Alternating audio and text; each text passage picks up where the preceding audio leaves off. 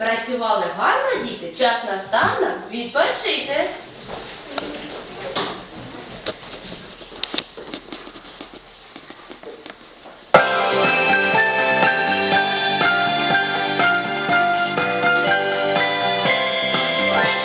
Зимовій хатинці на білій перинці про лісок маленький.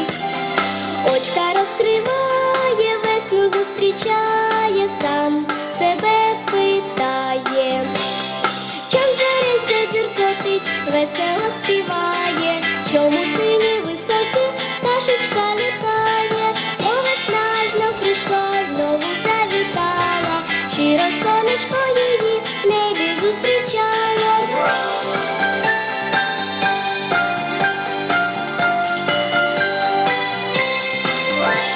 Виходить з хатинки, стає він на шпиньки, про лісок біленький.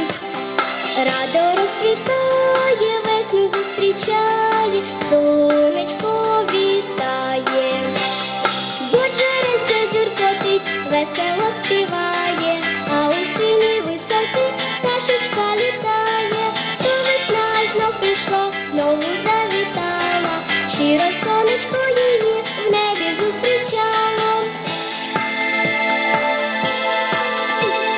Буджериця дзюркотить, весело співає, а у синій висоті пташечка літає.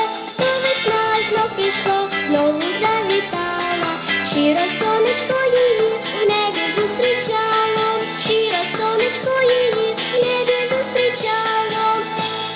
Молодці, діти, відпочили, сідайте на місця.